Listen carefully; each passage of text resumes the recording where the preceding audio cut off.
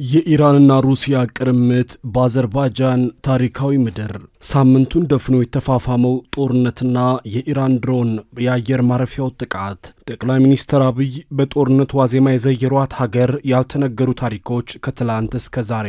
የኢራንን አዲስ አያቶላህ ካልመረጥኩ ሞቼ እገኛሉ ያሉት ዶናልድ ትራምፕ እስራኤል ወደ አረብ ሀገራት እየተኮሰች በኢራን እያሳበበች ነው የሚለው አዲስ ፋይልም ተከፍቷል። አዘርባይጃን በዓለም ላይ ነጻነታቸውን በቅርብ ካገኙ ሀገራት አንዷ ነች። የሶቪየት ኅብረት አካል ሆና በርካታ አስርተ ዓመታትን ያሳለፈችው አዘርባይጃን በ1991 ነው ነጻነቷን ያወጀችው። ከዓለም ጥንታዊ ሀገሮች የምትመደበው ኢትዮጵያ ከአዘርባይጃን ጋር ያላት ግንኙነት ረጅም ዕድሜ ያስቆጠረ ባይሆንም ከቅርብ ጊዜ ወዲህ በጣም እየተጠናከረ ይገኛል። አዘርባይጃን ከኢትዮጵያ ጋር ይፋዊ ዲፕሎማሲያዊ ግንኙነት የመሰረተችው በ1992 ቢሆንም የሁለቱ ሀገራት ግንኙነት የዕድሜውን ያህል ለጋ አይደለም። አዘርባይጃን በ2012 በኢትዮጵያ የመጀመሪያ ኤምባሲዋን ከፍታለች። ኢትዮጵያ በበኩሏ አያሌው ጎበዜን አምባሳደር በማድረግ በቱርክ ዋና ከተማ አንካራ ላይ ኤምባሲ መክፈቷ ይታወቃል። የኢራን ድሮን አየር ማረፊያዋ ላይ ጥቃት ያደረሰባት አዘርባይጃን ለአጸፋዊ ጥቃት የተዘጋጀች ነው መባሉ በቀጠናው ምን አዲስ ነገር ይፈጥራል? ለቱርክም ለእስራኤልም ጥብቅ ወዳጅ የሆነችው አዘርባይጃን አስተላለፏ እንደምን ያለ ነው? የአዘርባይጃንስ መነሻ ታሪክ ምን ይመስላል? ውድ የኢትዮ ስካይ ሚዲያ አድማጭ ተመልካቾች የአዘርባይጃን ሁኔታ ከትናንት እስከ ዛሬ የተከታተላችሁ የአሜሪካ እስራኤል ጥቃትና የኢራንን መክት የተመለከቱ አዳዲስ ጉዳዮችን እየሰማችሁ አብራችሁን ስትቆዩ ሚዲያችንን ሰብስክራይብ ማድረጋችሁን እንዳትረሱ። መልካም ቆይታ። አዘርባይጃን ቱርኮች ናቸው። የቱርኮች አባት ከሚባለው ኦጉዝ ኻን ዘራቸው የሚመዘዝ ልክ እንደ ቱርኬ፣ ካዛኪስታን፣ ኡዝቤኪስታን፣ ቱርኬሚስታን፣ ኪርጊስታን እንዲሁም ኡይጉር ወይም ምስራቅ ቱርኪስታን ወይም ምስራቅ ቱርኪስታን ሁሉ አዘርባይጃኖች የኦጉዝ ቱርኮች ናቸው።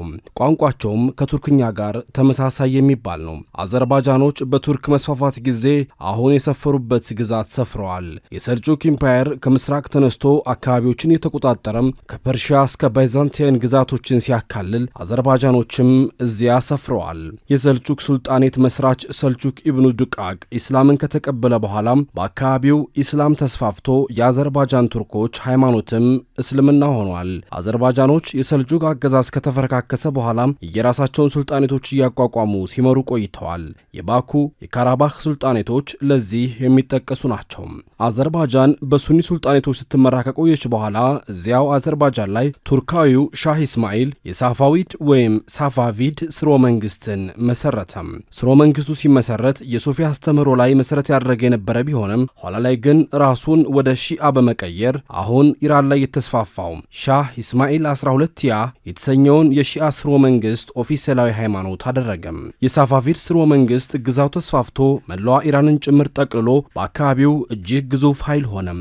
ይህ ኃይልም አዘርባይጃንና ኢራንን አንድ ሀገር ሲያደርጋቸው የሳፋቪድ ስርወ መንግስት ወይም ኢምፓየር ከወደቀ በኋላም ኢራን ተዳከመች። ሳፋቪድ የዘመናዊቷ ኢራን ታሪክ ስሪት ተመሰረት እንደሆነ ይነገራል። እናም ይህ ኢምፓየርን የተካው የቀጃር ኢምፓየርን ያንን ጥንካሬ ማስቀጠል አልተቻለውም። ይህንን ያየችው ሩሲያም የወረራ ፊቷን ወደ ኢራን በወቅቱ አዙራለች። በኢራንና ሩሲያ መካከል ከፍተኛ ጦርነት ተነሳና ሩሲያ ኢራንን አሸነፈቻት። በዚህም ሰሜን አዘርባይጃንን ቆርሳ ሩሲያ ግዛቷ ስታደርገው፣ ደቡብ አዘርባይጃን ደግሞ በኢራን ስር ሆኑና ለሁለት ተሰነጠቁ። አንድ ህዝብ የነበሩት አዘርባይጃኖችም ሁለት ህዝቦች ሆነው በሁለት ሀገራት ተከፈሉም። ሩሲያ በአዘርባይጃን ከፍተኛ የነዳጅ ክምችት ስታገኝ አካባቢው የንግድ ቀጠና ሆነ። ባኩ አደገች፣ ተመነደገች።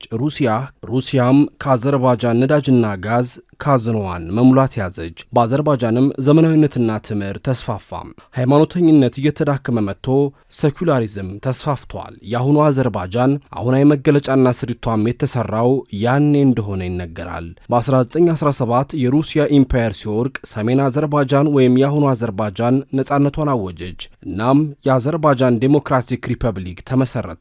ይሁን እንጂ ይህ ሪፐብሊክ ብዙም አልቆየም ነበር። ከ3 ዓመታት በኋላም የሩሲያ ቀዩ ጦር አዘርባይጃንን ወሮ መልሶ ተቆጣጥሮ ወደ ሩሲያ ተቀለላት። በ1936ም አዘርባይጃን የሶቪየት ህብረት አባል ሆና ተጠቃለለች። ሶቪየት በባለፈርጣማ ክንዱ ጆሴፍ ስታሊን እየተመራች በአዘርባይጃንም የኢንዱስትሪና ከተማ መስፋፋት ተቀጣጠለ። ይሁን እንጂ ጭቆና፣ ግድያና ማሳደድ የተስተዋለው የኢንዱስትሪ አብዮት ጥላ ያጠላበት ነበር። አሁንም ሁለቱም የአዘርባይጃን ክፍሎች ለሁለት ሀገራት ተከፋፍለው ቀጥለዋል። ሰሜኑ ሶቪየት፣ ደቡቡ ደግሞ ኢራን።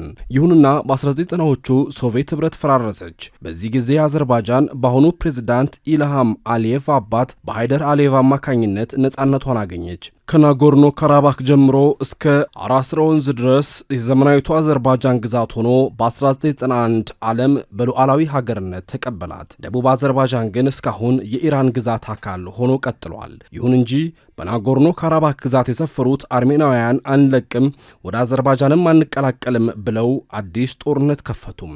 በዚህም አርሜኒያና አዘርባይጃን ጦርነት ገጠሙ። በጦርነቱ አዘርባይጃን ተሸነፈች። ከብዙ ዓመታት በኋላ በ2023 አዘርባይጃን በአርሜኒያ ላይ በከፈተችው ጥቃት ሙሉ ናጎርኖ ካራባክን ነጻ ስታወጣም በዓለም ላይ ያላት ተሰሚነት፣ ኢኮኖሚያዊ አቅም፣ ወታደራዊ ጥንካሬም ፈርጥሟል። የደቡቡ ክፍል ታሪካዊ መሬቷ አሁንም የኢራን አካል የሆነው አዘርባይጃን ታዲያ ዛሬ 7ኛ ቀኑን በያዘው የመካከለኛው ምስራቅ አውዳሚ ጦርነት የኢራን ድሮን አየር ማረፊያው ላይ ጥቃት ማድረሱን ከገለጸች በኋላ የሀገሪቱ ፕሬዝዳንት ኢልሃም አሊየቭ የሀገሪቱ ጦር ኃይሎች ለአጸፋ እርምጃ እንዲዘጋጁ ትዕዛዝ መስጠታቸውን የወቅቱ መነጋገሪያ ጉዳይ አድርጎታል። በድሮን ጥቃት 2 ንጹሐን ሰዎች ጉዳት እንደደረሰባቸው የሀገሪቱ ውጭ ጉዳይ ሚኒስትር አስታውቋል። የኢራን መንግስት ግን ጥቃቱን አልፈጸምኩም እያለም ክሱን አስተባብሏል። የድሮን ጥቃቱ የተፈጸመው ኢራንና አርሜኒያን በምታዋስነው የአዘርባይጃኗ ግዛት ናክሽቫን እንደሆነ የሀገሪቱ መንግስት ገልጿል። የአዘርባይጃን ውጭ ጉዳይ ሚኒስትር ባወጣው መግለጫም አንድ ድሮን በናክሽቫን ራስ ገዝ ሪፐብሊክ የሚገኘውን የአየር ማረፊያ ተርሚናል ህንፃ መጥቷል። ሌላኛው ድሮን ደግሞ በሼካራባድ መንደር በሚገኝ ትምህርት ቤት አቅራቢያ ወድቋል ብሏል። በዚህ የድሮን ጥቃት የአየር ማረፊያው ህንፃ እንደተጎዳና 2 ንጹሐን ሰዎች እንደቆሰሉም ተዘግቧል። አዘርባይጃን ውስጥ የሚገኙት የኢራን አምባሳደር በክስተቱ ላይ ማብራሪያ እንዲሰጡ መጠራታቸውን የገለጸው ሚኒስቴሩም ለኢራን ጠንካራ ተቃውሞ ይገለጽላታል፣ የተቃውሞ ደብዳቤም ይቀርብባታል ብለዋል። የአዘርባይጃን ፕሬዝዳንት ኢልሃም አሊየቭ ጥቃቱን በሀገራቸው ላይ የተፈጸመ የሽብር ድርጊት እንደሆነ ተናግረዋል። ኢራን ተጠያቂ እንድትሆን ጥሪ ማቅረባቸውን የሀገሪቱ መንግስት የዜና ወኪል ኤፒኤ ዘገባውን አዘጋጅቷል። ፕሬዝዳንቱ በሀገሪቱ የደህንነት ምክር ቤት ስብሰባ ላይ ባደረጉት ንግግር በአዘርባይጃን ላይ የተፈጸመውን ይህንን መሰረተ ቢስ የሽብርና የወረራ ድርጊት አንታገስም ብለዋል። የጦር ኃይሎቻችን የአጸፋ እርምጃዎች እንዲያዘጋጁና እንዲተገብሩ መመሪያ ተሰጥቷቸዋል ሲሉም እርምጃ እንደሚወሰድ ጠቁመዋል። የአገሪቱ ጦር ኃይሎች፣ የመከላከያ ሚኒስቴር፣ የድንበር ጥበቃና ሁሉም ኃይሎች ዝግጁነታቸውን ወደ ውጊያ ደረጃ እንዲያሳድጉ መደረጉን ፕሬዝዳንቱ ማስታወቃቸውን ደግሞ የጦርነቱን አድማስ እያሰፋ መሄዱን የሚጠቁም አድርጎታል። ኢልሃም የጦር ኃይሎቹ ማንኛውም ዘመቻ ለማካሄድ ዝግጁ መሆን እንዳለባቸው መናገራቸውን ነው የዜና ወኪሎቹ ያስተጋቡት። የአዘርባይጃን ጠቅላይ ዕቃቢ ሕግ በበኩሉ በናክሽቫን በራስ ገዝ ግዛት የተፈጸመውን የድሮን ጥቃት በተመለከተም የወንጀል ምርመራ መጀመሩን አስታውቋል።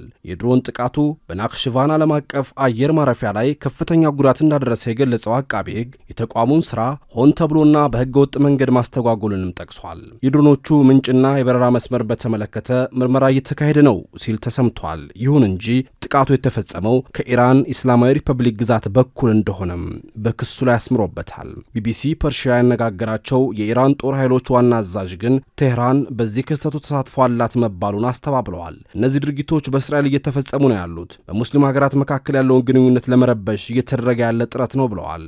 እስራኤል ወደ ባህረ ሰላጤው ሀገራት እየተኮሰች ኢራንንም ተጠያቂ በማድረግ የተንኳሽነት ስም እያሰጠች ነው የሚለው ጉዳይ አሁንም መነጋገሪያ ሲሆን አረብ ሀገራቱም ተሸብረው ከከረሙ ሳምንት እየደፈኑ ይገኛሉ።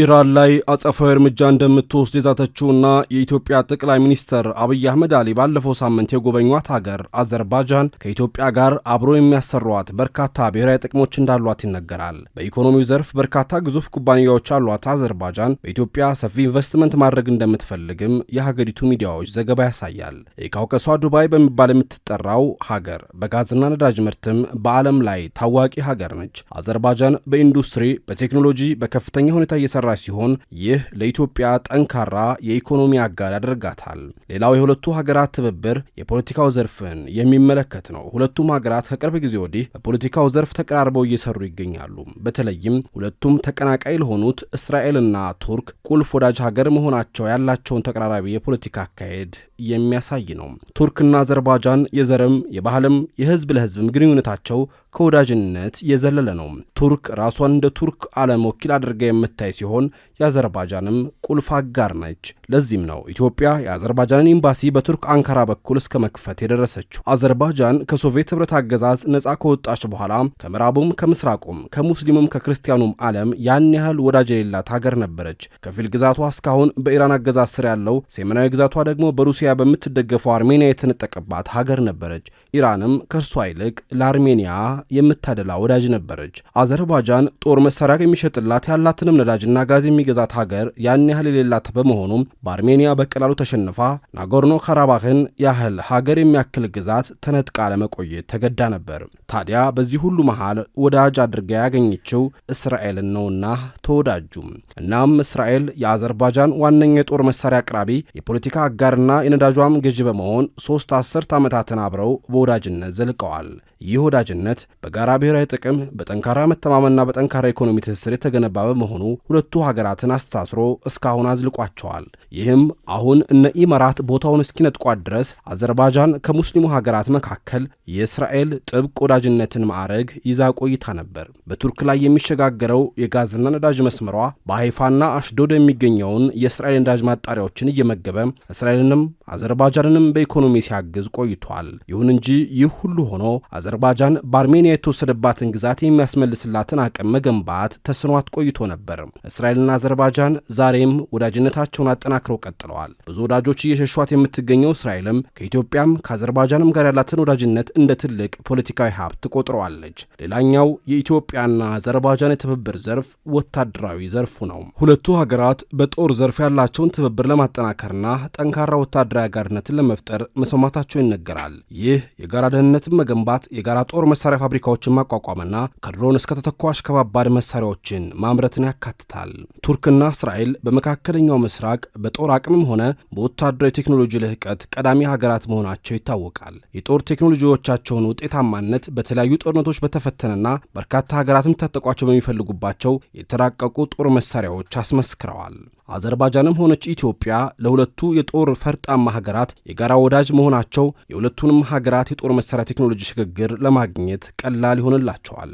አሁን ላይ አዘርባይጃንና ኢትዮጵያ የተለያዩ የጦር መሳሪያዎችን እያመረቱ እንደሚገኙ የሚታወቅ ሲሆን የጠቅላይ ሚኒስትር አብይ አህመድ ጉብኝትም እነዚህን ትብብሮች ማጠናከር ላይ ትኩረቱን አድርጎ እንደነበር በአዘርባይጃንም ከፍተኛ አቀባበል የተደረገለት ምስክር አድርጎታል። የመካከለኛው ምስራቅ ጦርነት ተፋፍሞ በቀጠለበት በዚህ ወቅት ዶናልድ ትራምፕ ለኢራን መሪ ካልሾምኩላት ብለዋል። ዶናልድ ትራምፕ ከእስራኤል ጋር ሆነው ጠቅላይ መሪዋን አያቶላህ አሊ ኻሜኒን የገደሉባት ኢራን በቀጣይ ማንን በጠቅላይ መሪነት ትመርጣለች የሚለው ላይ መሳተፍ እንዳለባቸው በይፋ ነው የተናገሩት። አክሲዮስ ጋር ባደረጓቸው የተለያዩ ቃለመጠይቆች ቀጣይ መሪ ይሆናል ተብሎ የሚጠበቁትን የአያቶላህ ኻሜኒን ልጅ ወደ ስልጣን እንዲመጡ እንደማይፈልጉ ገልጸዋል። ፕሬዝዳንቱ ባለፈው ታህሳስ ላይ ወደ ቬንዙዌላ ገብተው ፕሬዝዳንት ኒኮላስ ማዱሮን ከያዙ በኋላ እንዳደረጉት ሁሉም የኢራን ቀጣይ መሪ የመምረጥ ሂደት ላይ ራሳቸው መሳተፍ እንደሚፈልጉ መናገራቸውን የአሜሪካው የዜና ምንጭ አክሲዮስ ዘግቧል።